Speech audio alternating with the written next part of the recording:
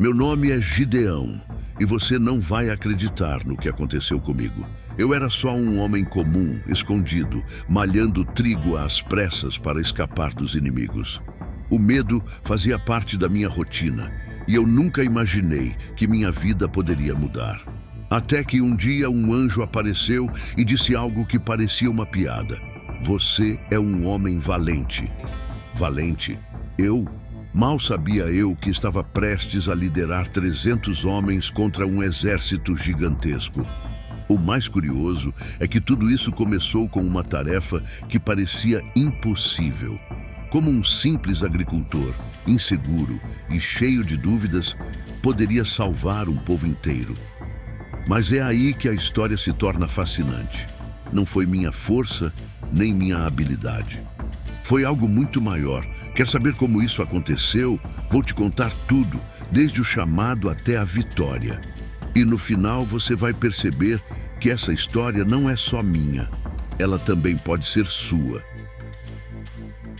A história de Gideão começa em um período sombrio para Israel. Os midianitas, impiedosos e numerosos, atacavam continuamente, arrasando colheitas, roubando gado e deixando o povo faminto.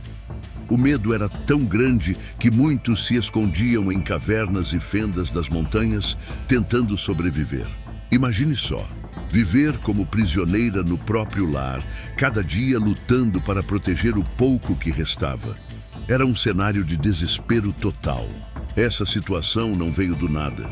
O povo de Israel estava colhendo as consequências de anos de desobediência a Deus. Eles tinham abandonado a fé, optado por ídolos e seguido caminhos que só os afastaram do propósito divino. É como negligenciar algo importante na vida e depois se perguntar por que tudo parece fora de lugar. Esse afastamento espiritual abriu as portas para a opressão. Mas sabe o que é incrível? Mesmo nesse caos, Deus não esqueceu de Israel. Ele sempre tem um plano, mesmo quando tudo parece perdido. E nesse caso, o plano envolvia um homem simples, escondido e com medo. Alguém que provavelmente nunca imaginou que sua vida poderia mudar. E é aqui que a história começa a ganhar um tom de esperança e transformação. Gideão estava malhando trigo às escondidas, tentando salvar o pouco que tinha dos olhos gananciosos dos midianitas. Era um homem comum, cheio de dúvidas e receios, mas ali, no meio de sua tarefa rotineira, um anjo apareceu. E não foi qualquer aparição. O anjo o chamou de homem valente. Dá para imaginar? Gideão olhou ao redor, provavelmente pensando: será que você está falando comigo mesmo?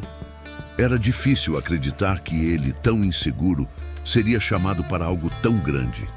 A dúvida inicial de Gideão não é diferente das nossas. Quando somos confrontados com desafios, o medo e a insegurança nos fazem questionar nossa capacidade. Ele pediu sinais a Deus, e Deus, em sua paciência, respondeu. Gideão colocou lã no chão, pedindo que ela ficasse molhada enquanto tudo ao redor permanecesse seco. E o que aconteceu? Deus confirmou. Essa dinâmica entre Gideão e Deus nos lembra que às vezes precisamos parar e pedir clareza, mas também estar dispostos a ouvir a resposta. Mesmo após os sinais, Gideão ainda hesitava, mas já dava pequenos passos de fé. É curioso como Deus não escolhe os prontos, mas os que Ele pode preparar. Aquela conversa com o anjo foi o início de uma jornada que mudaria não só a vida de Gideão, mas a história de Israel. Mas será que ele estava realmente pronto para enfrentar o próximo desafio? Vamos descobrir. O primeiro grande passo de Gideão foi ousado. E vamos combinar, cheio de coragem. Ele recebeu uma ordem clara: destruir o altar de Baal, que pertencia ao seu próprio pai, e erguer um altar ao Senhor. Só que, ao mesmo tempo, o medo de enfrentar a reação das pessoas era real. Ele escolheu fazer isso durante a noite, escondido, mas ainda assim fez. Às vezes, obedecer exige coragem. mesmo que no início a gente prefira o anonimato. Quando a comunidade descobriu o que ele tinha feito, a revolta foi geral. Como assim derrubar o altar do nosso Deus? Eles queriam até tirar a vida dele. Mas o pai de Gideão, de forma surpreendente, o defendeu. Ele desafiou a lógica da idolatria, dizendo que, se Baal era um Deus verdadeiro, que lutasse por si mesmo. Esse episódio foi um divisor de águas. Gideão não só venceu seu medo inicial, como começou a se tornar um líder reconhecido. A lição aqui é poderosa.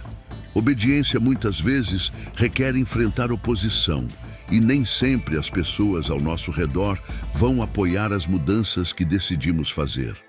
Talvez você também tenha que derrubar alguns altares em sua vida, hábitos ruins, relacionamentos tóxicos ou crenças limitantes para construir algo novo. E aí, será que Gideão já estava preparado para enfrentar desafios ainda maiores? Segure firme, porque o próximo passo vai exigir ainda mais fé.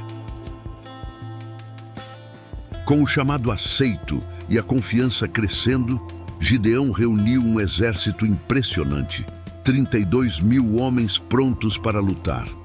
Mas Deus tinha outros planos. Ele queria mostrar que a vitória não viria pela força humana, mas por sua intervenção. Então, ele ordenou que Gideão reduzisse o número de soldados. Primeiro, os medrosos foram mandados para casa. Depois, uma seleção inusitada. Aqueles que bebiam água de forma específica foram escolhidos. Sobraram apenas 300 homens. Dá para imaginar o frio na barriga? Esse processo é um exemplo claro de como Deus trabalha em nossas vidas. Ele remove o excesso, simplifica, deixa só o essencial para que possamos confiar nele. Quantas vezes não queremos depender de nossas tropas, dinheiro, status, amigos influentes, mas Deus nos mostra que tudo o que precisamos é fé e determinação? Gideão, mesmo com um exército minúsculo, decidiu confiar. E esse é o tipo de decisão que muda histórias. Os 300 de Gideão não eram guerreiros excepcionais, mas homens comuns com uma fé inabalável. E é isso que faz toda a diferença. O cenário estava pronto para um confronto épico, onde o impossível estava prestes a acontecer. Mas como derrotar um exército tão grande com tão pouco? O que Gideão e os 300 fariam para virar o jogo? A resposta está nas estratégias que vêm a seguir. O plano de Gideão era tão inusitado que parecia uma loucura completa. Ele armou os 300 homens com trombetas, jarros e tochas. Sem espadas em mãos, eles se posicionaram ao redor do acampamento midianita em plena noite. No momento certo, quebraram os jarros, tocaram as trombetas e gritaram alto. O barulho ecoou e o brilho das tochas criou uma ilusão de que havia um exército gigantesco os cercando. Os midianitas, em pânico total, começaram a lutar entre si. Foi caos completo. Essa estratégia nos ensina muito sobre como as armas mais poderosas nem sempre são as que imaginamos. Gideão confiou na direção divina e utilizou o que tinha à disposição. Quantas vezes nós ficamos paralisados, achando que precisamos de algo extraordinário para vencer, quando, na verdade, tudo o que precisamos já está em nossas mãos. Deus trabalha assim. Pega o comum e transforma em milagroso. Depois da vitória épica, Gideão foi aclamado pelo povo.